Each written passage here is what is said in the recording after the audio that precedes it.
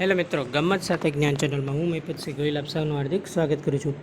આજે આપણે ભેગા થયા છીએ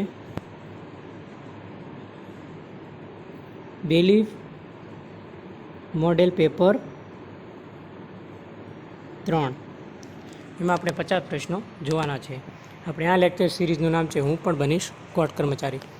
જો તમે આપણી ચેનલ પર ફર્સ્ટ ટાઈમ વિઝિટ કરતા હો તો ગમ્મત સાથે જ્ઞાન ચેનલને લાઇક કરી દેજો, શેર કરી દેજો, સબસ્ક્રાઈબ કરી દેજો. જ્યાં સુધી પરીક્ષા આવશે ત્યાં સુધી આ લેક્ચર સિરીઝ એકદમ ફ્રીમાં ચાલુ રહેશે. બહુ બધા લેક્ચર આવી ગયા છે, પ્લે લિસ્ટમાં જોશો તો તમને આગળના લેક્ચર મળી રહેશે.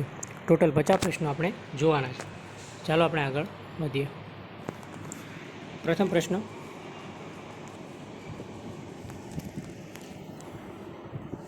ભારતની હાઈકોર્ટના પ્રથમ મહિલા મુખ્ય ન્યાયાધીશ કોણ છે? તો અહીંયા તમારો આન્સર આવશે લીલા શેઠ છે. એ ભારતની હાઈકોર્ટના પ્રથમ મહિલા મુખ્ય ન્યાયાધીશ છે. ત્યારબાદ આપણે સેકન્ડ પ્રશ્ન તરફ આગળ વધીએ. બંધારણની કઈ કલમ સાંસદને બંધારણમાં સુધારો કરવાની સત્તા આપે છે? તો બંધારણની 368મી કલમ છે જે બંધારણમાં સુધારો કરવાની સંસદને સત્તા આપે છે. સંસદમાં બે આવે, લોકસભા અને રાજ્યસભા, બરાબર? એ પણ તમને ખબર હોવી જોઈએ. ઓકે. પાણીના ટીપા કયા કારણસર ગોળ હોય છે? તો કે પૃષ્ઠ તાણના લીધે પાણીના ટીપા છે એ ગોળ હોય છે, બરાબર છે? પૃષ્ઠ તાણ. ધોવાના સોડાનું રાસાયણિક નામ શું છે? સોડિયમ કાર્બોનેટ છે એ ધોવાના સોડાનું રાસાયણિક નામ છે. અવાજ ક્યાં એકમમાં વપરાય છે? ડેસિબલ. કેમાં વપરાય? ડેસિબલમાં વપરાય છે એકમ. છઠ્ઠો પ્રશ્ન, રુધિર જામી જવાની ક્રિયા માટે કયું ખનિજ દ્રવ્ય જરૂરી છે? કેલ્શિયમ.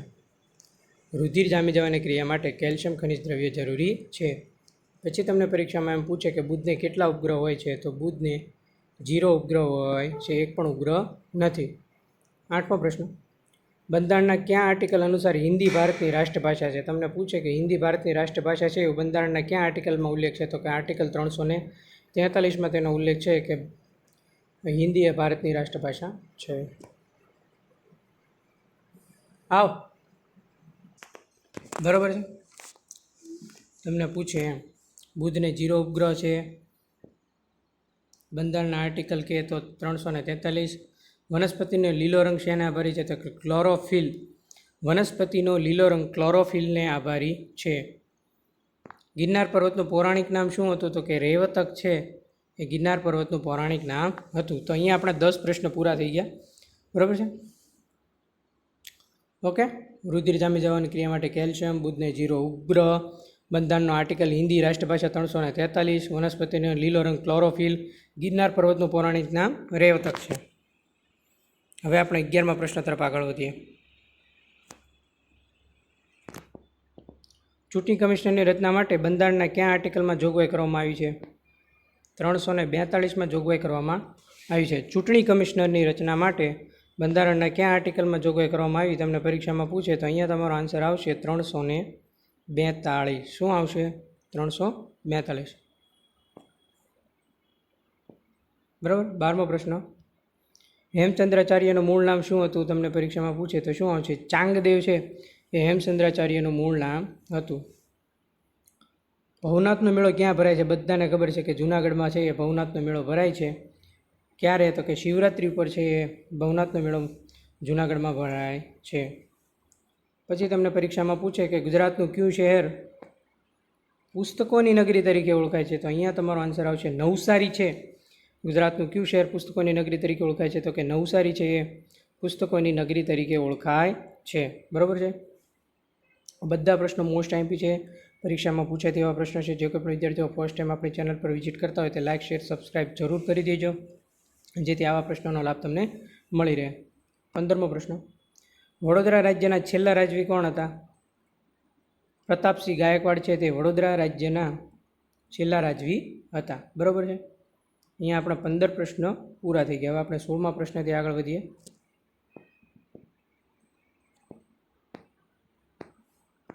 ગ્રામ પંચાયતની ચૂંટણી કરવાનો નિર્ણય કોણ કરે છે? રાજ્ય સરકાર છે તે ગ્રામ પંચાયતોની ચૂંટણી કરવાનો નિર્ણય કરે છે. 17મો પ્રશ્ન, ઓપ્ટિકલ ફાઇબર કેબલ શાના માટે વપરાય છે? ઓપ્ટિકલ ફાઇબર કેબલ છે તે સંદેશા વ્યવહાર માટે વપરાય છે. 18મો પ્રશ્ન, સબસોનિક અને સુપરસોનિક શબ્દો શેના માટે વપરાય છે? તો કે સબસોનિક અને સુપરસોનિક શબ્દો અવાજની ગતિ માટે વપરાય છે. મોસ્ટ આઈએમપી, તેજાબી વરસાદની ઘટના માટે કયો વાયુ કારણભૂત હોય છે? Sulphur dioxide. જે તેજાબી વરસાદ થાય છે એ માટે કયો વાયુ કારણભૂત છે એમ પરીક્ષામાં પૂછે તો શું આન્સર આવશે? Sulphur dioxide.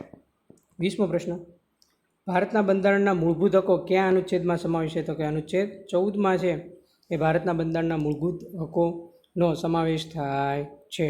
બરાબર છે? ઓકે, તો અહીંયા 20 પ્રશ્ન પૂરા આપણા. કે ગ્રામ પંચાયતની ચૂંટણી રાજ્ય સરકાર કરે ને નિર્ણય. ઓપ્ટિકલ ફાઇબર કેબલ સંદેશા વ્યવહાર. ઓપ્ટિકલ ફાઇબર કેબલ આવે એટલે સંદેશ વ્યવહાર લખી જ નાખવાનું. સબસોનિક સુપરસોનિક આવે એટલે અવાજની ગતિ જ હોય. તેજાબી વરસાદ આવે એટલે સલ્ફર ડાયોક્સાઇડ જ હોય. અને ભારતના બંધારણના મૂળભૂત હકો આવે તો અનુચ્છેદ 14 જ હોય. બરાબર, આટલું ખાસ યાદ રાખી રાખવાનું છે. ત્યારબાદ 21મા પ્રશ્ન તરફ આગળ વધીએ.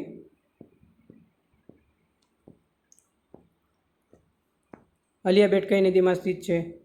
અલિયા બેટ નર્મદા નદીમાં સ્થિત છે. 22મો પ્રશ્ન, ભારતના બંધારણ અનુસાર મૂળભૂત અધિકારોનું રક્ષણ કોણ કરે છે? તે આપણી ન્યાયપાલિકા છે, કોર્ટ. એ છે ભારતના બંધારણના જે મૂળભૂત અધિકારો છે તેનું રક્ષણ કરે છે. 23મો પ્રશ્ન, ભારતના બંધારણ સભાના સલાહકાર કોણ હતા? આપણી જે ભારતની બંધારણ સભા હતી, ભારત આવશે અહીંયા, બરાબર, એ સભાના સલાહકાર કોણ હતા? કે BN રાવ છે તે તેના સલાહકાર હતા. વરસાદના માપન માટે વપરાતું સાધન કયું છે? પરીક્ષામાં તમને પૂછે તો શું આવશે? એમાં ઉડોમીટર છે. ઉડોમીટર એ વરસાદના માપન માટે વપરાતું સાધન છે. 25મો પ્રશ્ન, વૃક્ષનું આયુષ્ય શેના પરથી માપવામાં આવે છે? તો એમાં વૃક્ષના થડમાં પડેલ વર્તુળાકાર જે વલીઓ હોય એના પરથી એનું આયુષ્ય છે તે માપવામાં આવે છે. બરાબર છે? 25 પ્રશ્ન પૂરા આપણા. અલિયા બેટ છે, નર્મદા, મૂળભૂત અધિકારોનું રક્ષણ, ન્યાયપાલિકા, બંધારણ સભાના સલાહકાર BN રાવ, વરસાદ માપવા માટે ઉડોમીટર, વૃક્ષનું આયુષ્ય પૂછે તો વૃક્ષના થડમાં પડેલ વર્તુળાકાર વલીઓથી. બરાબર છે?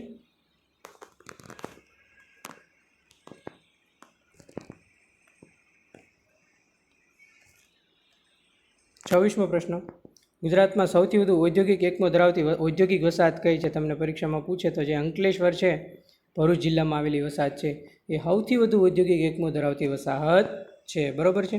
ખાસ યાદ રાખજો.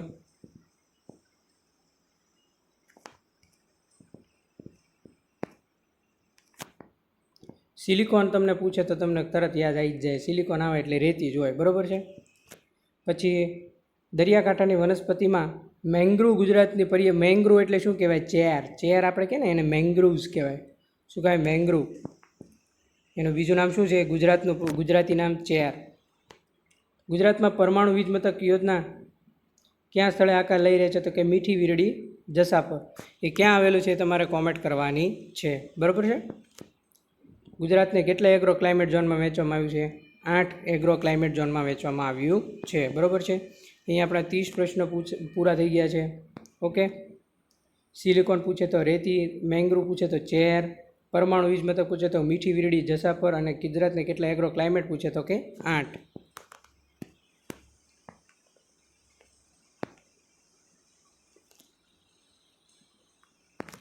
વરલી એ કઈ કળા છે? તમને વારલી કે ને ચિત્રકળા છે. શું છે? ચિત્રકળા. સીદીઓનું ધમાલ નૃત્ય. બરાબર છે? એમ યાદ રાખવાનું. સીદીઓનું ધમાલ નૃત્ય, વરલી ચિત્રકળા. ધોળાવીરામાંથી પ્રાપ્ત થયેલ સીલ શેના માટે બનેલા છે? પકવેલી માટી માટે. બરાબર છે? જે ઓલા સીલ આવે ને, સીલ, એ. પછી કોમ્પ્યુટરમાં વપરાતી આઈસી ચિપ્સ શાની બનેલી હોય છે? તો કે કોમ્પ્યુટરમાં વપરાતી આઈસી ચિપ્સ છે સિલિકોનની બનેલી છે. બરાબર છે? ત્યારબાદ પેનલ્ટી કિક શબ્દ કઈ રમત માટે વપરાય છે? તો કે પેનલ્ટી કિક શબ્દ ફૂટબોલ માટે વપરાય છે. બરાબર છે? પેનલ્ટી કિક છે ફૂટબોલ માટે વપરાય છે. જોઈએ 31, વરલી ચિત્રકળા, ધમાલ સીદીઓનું ધમાલ નૃત્ય, ધોળાવીરામાંથી પ્રાપ્ત થયેલ શીલ એ પકવેલી માટી, કોમ્પ્યુટરમાં વપરાતી આઈસી ચિપ્સ એ સિલિકોનની બનેલી હોય છે, આઈસી ચિપ્સ. બરાબર? અને પેનલ્ટી કિક ફૂટબોલ માટે વપરાય છે. ત્યારબાદ આગળ વધીએ આપણે નેક્સ્ટ પ્રશ્ન તરફ.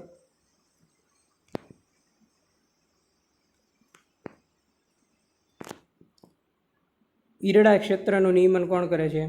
તો કે વીમા. ઈરડાએ ક્યાં ક્ષેત્રનું નિયમન કરે એમ પૂછે પરીક્ષામાં, તો શું આવશે? વીમા.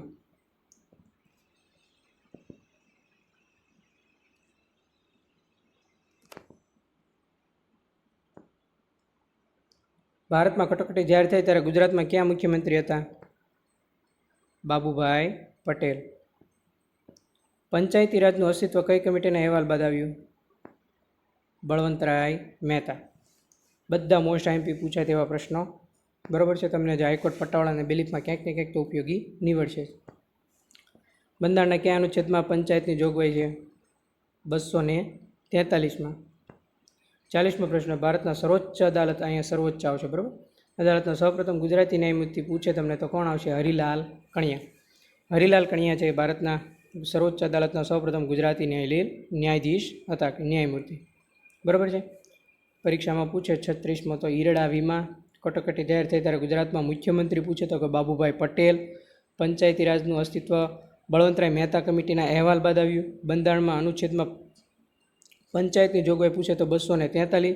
ભારતના સર્વોચ્ચ અદાલતના સૌપ્રથમ ગુજરાતી ન્યાયમૂર્તિ પૂછે તો હરિલાલ કણિયા, બરાબર. 41મો પ્રશ્ન,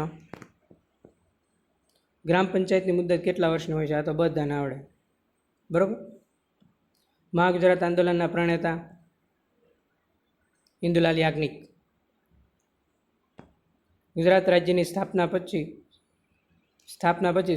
સર્વપ્રથમ વિધાનસભાના અધ્યક્ષ પદે કોણ આવશે? કલ્યાણજી મહેતા. શું આવશે? કલ્યાણજી મહેતા આવશે, બરાબર. ખાસ યાદ રાખજો.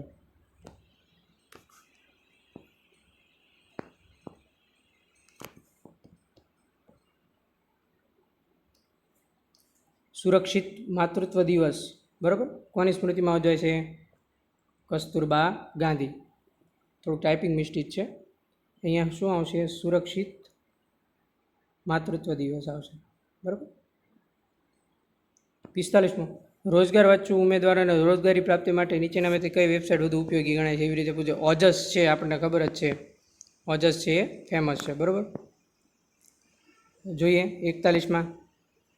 45 પ્રશ્ન અહીંયા પૂરા. ગ્રામ પંચાયતની ચૂંટણીની મુદ્દત 5.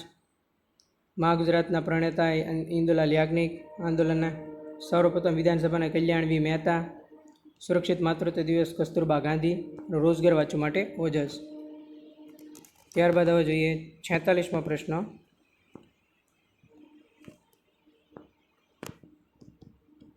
સૂર્યની સૌથી નજીકનો ગ્રહ તમને પરીક્ષામાં પૂછે તો અહીંયા શું આવશે? બુધ છે સૂર્યની સૌથી નજીકનો ગ્રહ છે. વિટામિન એની ઉણપથી શરીરમાં ક્યાં અંગને નુકસાન થાય છે? પરીક્ષામાં પૂછે તો શું આવશે? વિટામિન એની ઉણપથી આંખ. વિટામિન એનું રાસાયણિક નામ તમારે કોમેન્ટ કરવાનું છે. બારડોલી સત્યાગ્રહ આવે એટલે સરદાર વલ્લભભાઈ પટેલનું નામ મોઢામાં આવે જ બધાના મુખમાં. સ્વતંત્રતા ચળવળતે ચલો દિલ્હીનો નારો કોણે આપ્યો? તો કે નેતાજી સુભાષચંદ્ર બોઝ. ચલો દિલ્હી. અફીણની ખેતી ક્યાં થાય છે? ઉત્તર પ્રદેશ, બરાબર છે. તો ખાસ યાદ રાખજો. સૂર્યની સૌથી નજીકનો ગ્રહ પૂછે તો બુધ આવશે. વિટામિન એ આંખ.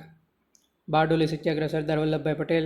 ચલો દિલ્હી નેતાજી સુભાષચંદ્ર બોઝ. અને અફીણની ખેતી ઉત્તર પ્રદેશ. તો મિત્રો અહીંયા આપણા 50 પ્રશ્નો પૂરા થયા છે.